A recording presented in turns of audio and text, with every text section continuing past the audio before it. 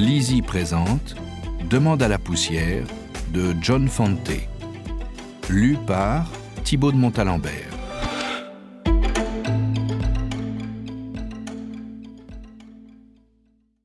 Préface. J'étais jeune, affamé, ivrogne, essayant d'être un écrivain. J'ai passé le plus clair de mon temps à lire Downtown à la bibliothèque municipale de Los Angeles. Et rien de ce que je lisais n'avait de rapport avec moi ou avec les rues ou les gens autour de moi. C'était comme si tout le monde jouait aux charades et que ceux qui n'avaient rien à dire fussent reconnus comme de grands écrivains.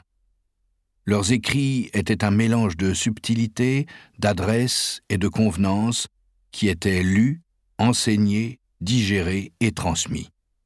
C'était une machination, une habile et prudente culture mondiale.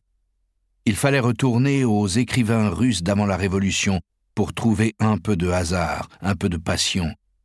Il y avait quelques exceptions, mais si peu que les lire étaient vite faits et vous laissaient affamés devant des rangées et des rangées de livres ennuyeux.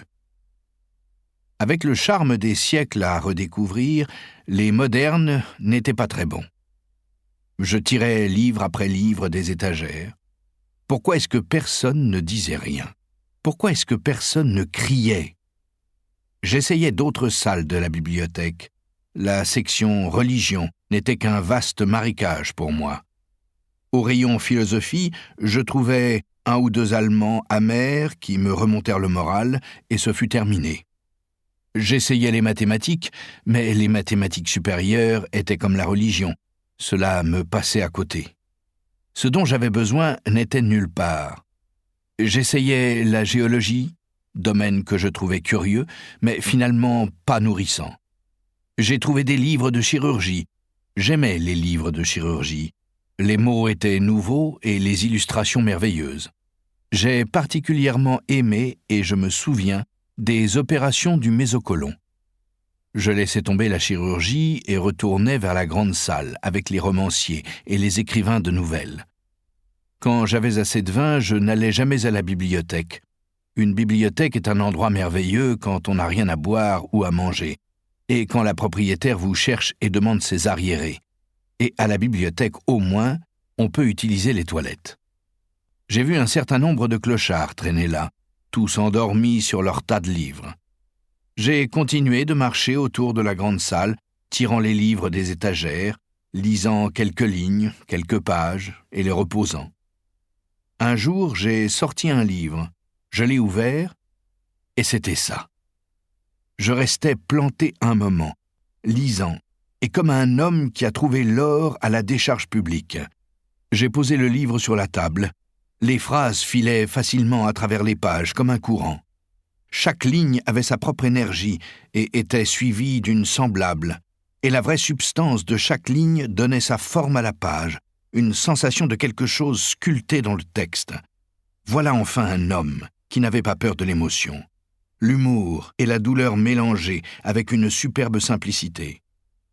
Le début du livre était un gigantesque miracle pour moi. J'avais une carte de la bibliothèque. Je sortis le livre et l'emportai dans ma chambre. Je me couchai sur mon lit et le lus. Et je compris bien avant de le terminer qu'il y avait là un homme qui avait changé l'écriture.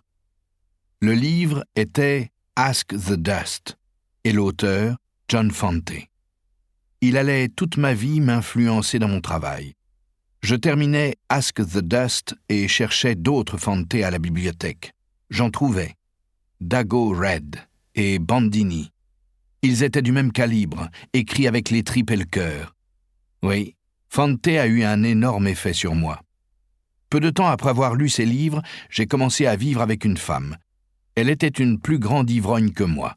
Nous avions de grandes bagarres. Souvent, je lui criais « Je ne m'appelle pas fils de pute, je m'appelle Bandini, Arturo Bandini. » Fante était mon Dieu, et je savais qu'on ne devait pas les déranger, on ne frappe pas à leur porte. J'ai même imaginé où il habitait, sur Angel's Flight, et que peut-être il était toujours là. Presque tous les jours je passais devant, et que c'était par cette fenêtre que Camilla était passée, cette porte d'hôtel, ce hall. Je ne l'ai jamais su. 39 ans plus tard, j'ai relu Ask the Dust, c'est-à-dire que je l'ai relu cette année, et cela tient toujours le coup, comme tous les autres Fante. Celui-ci est mon préféré, car il fut ma première découverte de la magie. Il y a d'autres livres que Dago Red. Nous espérons que vous avez apprécié cet aperçu. Pour continuer à écouter ce livre audio sur Google Play Livres, utilisez le lien dans la description de la vidéo.